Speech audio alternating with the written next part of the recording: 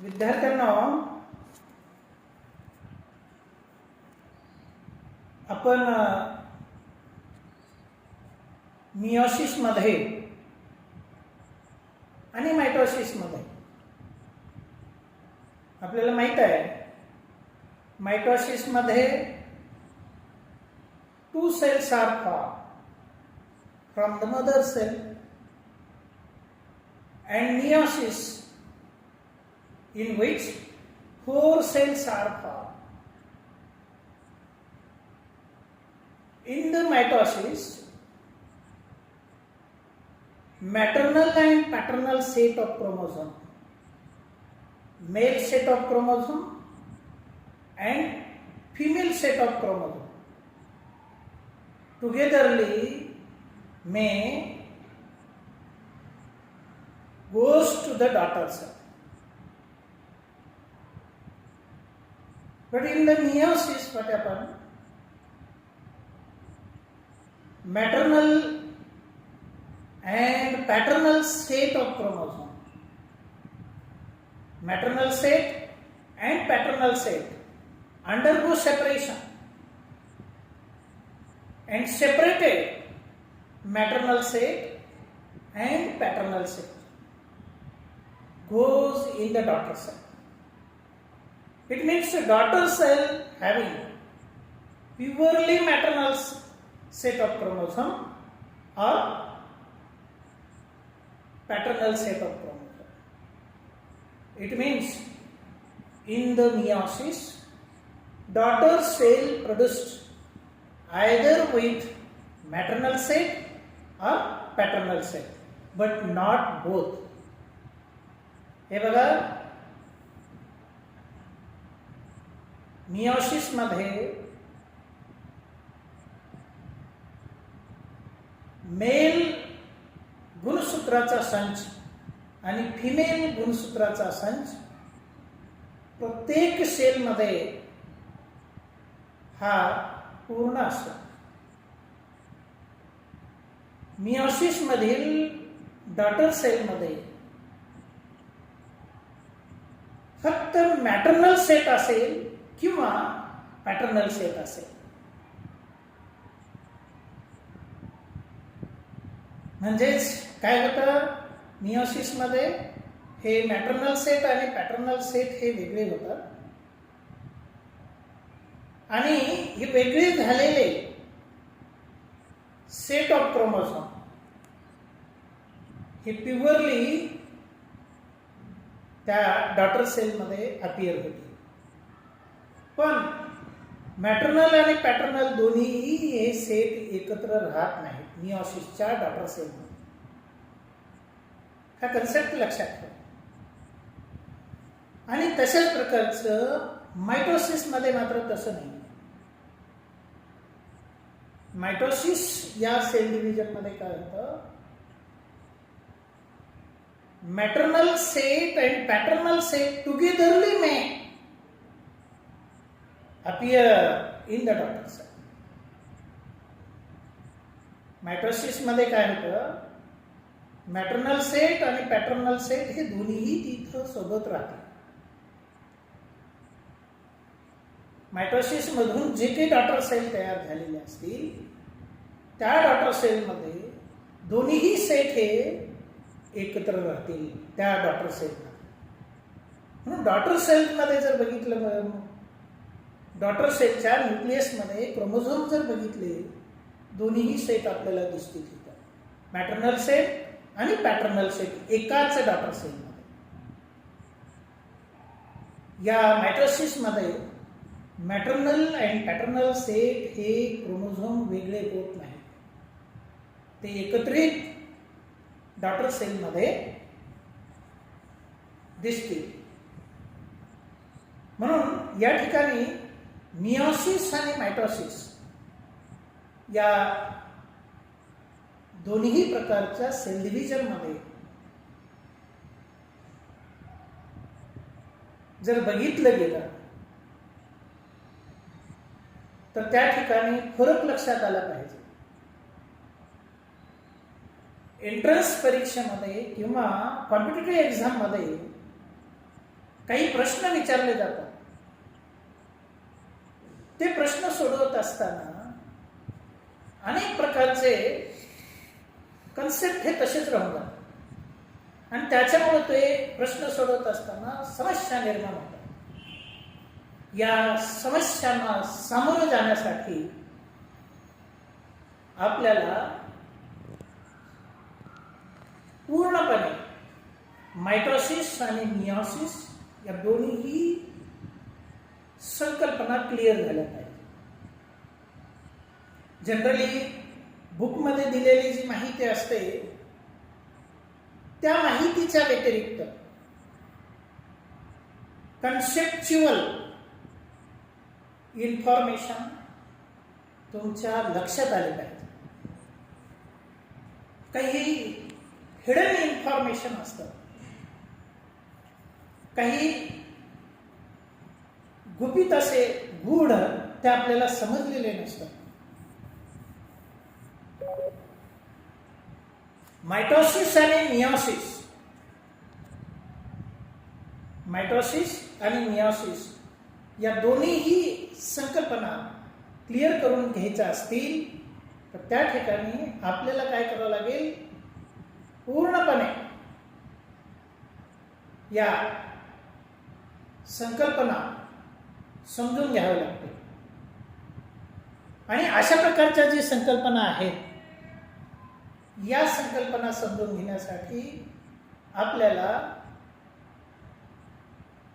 Maternal आणि paternal set of chromosome हे कसे असतात आणि मियोसिस मध्ये कसे वेगळे होतात, वेगळे होण्याच्या प्रक्रियेला maternal set and paternal set of chromosome हे सेपरेट होण्याच्या प्रक्रियेला आपण डिसजंक्शन असं म्हणतो. पण विद्यार्थी मित्रांनो, काही टीचिंग मध्ये, यूट्यूब चॅनल मध्ये, जे की नावाजलेल्या यूट्यूब चॅनल मध्ये कन्सेप्ट हे क्लिअर सांगितले गेलेले नाही आहेत किंवा काही चुकीच्या कन्सेप्ट मानले गेलेले आहेत. त्या चुकीच्या संकल्पना समजून घेण्यासाठी तुम्हाला काय करावं लागेल, अभ्यास करून चिंतन करावं लागेल आणि चिंतनातून ते कन्सेप्ट हे क्लिअर करावं लागते. जसे की फॉर एक्झाम्पल डिसजंक्शन आणि नॉन डिसजंक्शन हे जे कन्सेप्ट आहेत, हे कन्सेप्ट अनेक प्रकारच्या टीचिंगच्या व्हिडिओमध्ये चुकलेले आहेत. डिसजंक्शनच्या ठिकाणी नॉन डिसजंक्शन असं संकल्पना मांडलेली आहे आणि नॉन डिसजंक्शनच्या ठिकाणी डिसजंक्शन ही संकल्पना मांडलेली आहे.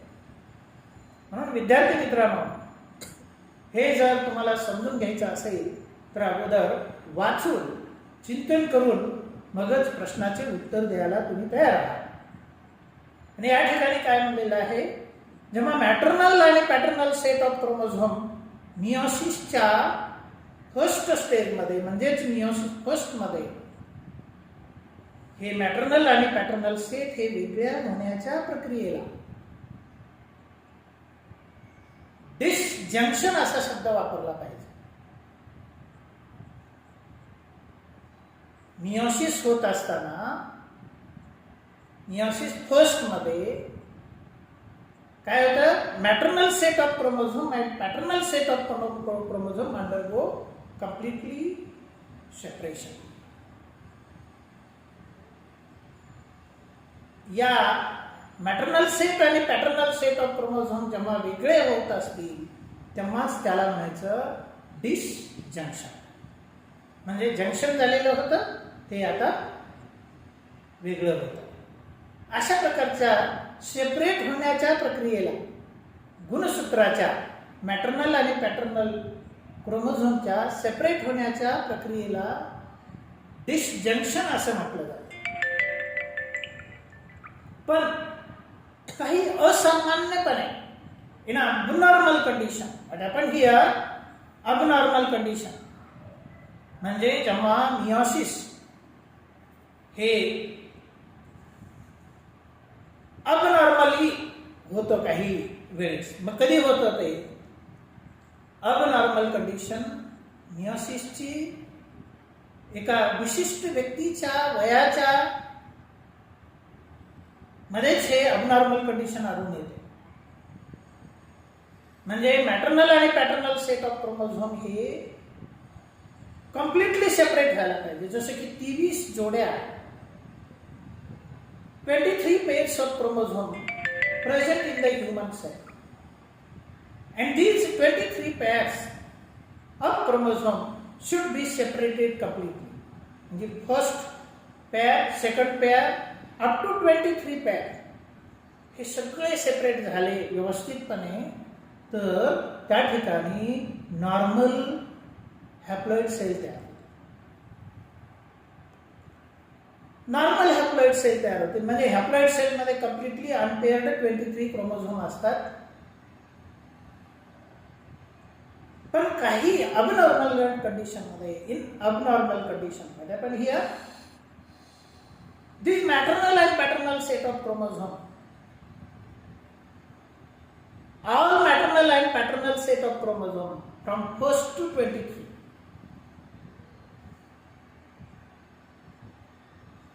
from 1st to 23, all may not be separated.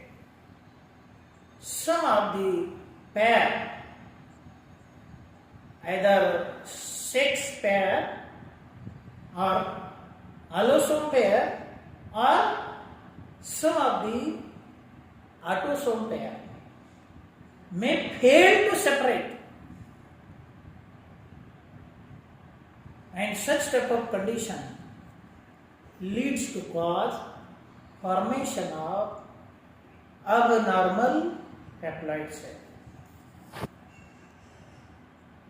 Abnormal set of number of chromosomes, and such type of failure of separation of paired chromosome in the meiosis is known as non-disjunction.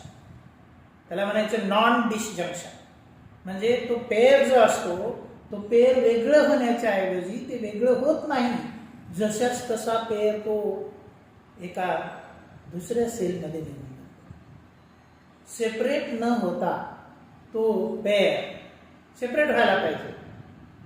तो जसाच तसा pair एका दुसऱ्या daughter सेलमध्ये जातो किंवा meiosis second स्टेजमध्ये जातो आणि जसाच तसा तो एका डॉटर सेलमध्ये पेअर आढळून येतो. म्हणजे काय केलं या ठिकाणी? Failure of paired chromosome, failure of separation of paired chromosome during meiosis first is known as non-disjunction.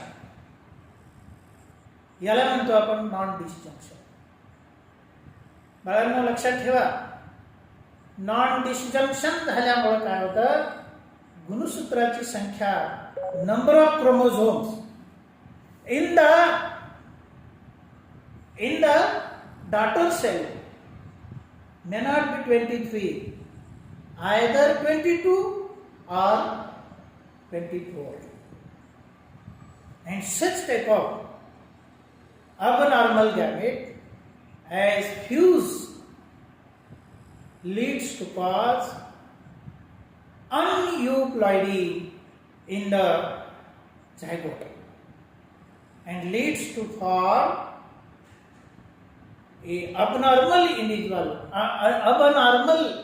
offspring, and that abnormal offspring having so many syndromes like Down syndrome,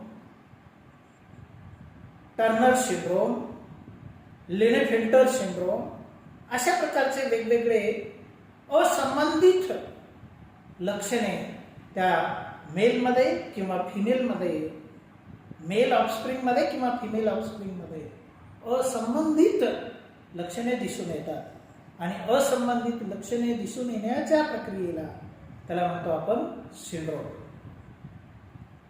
आणि हे जे सिंड्रोम आहे हे अबनॉर्मल लक्षणं आहेत. Abnormal symptoms आहेत त्या ऑफस्प्रिंगमध्ये, ते कशामुळे झालेले असतील? Disorders of chromosome number.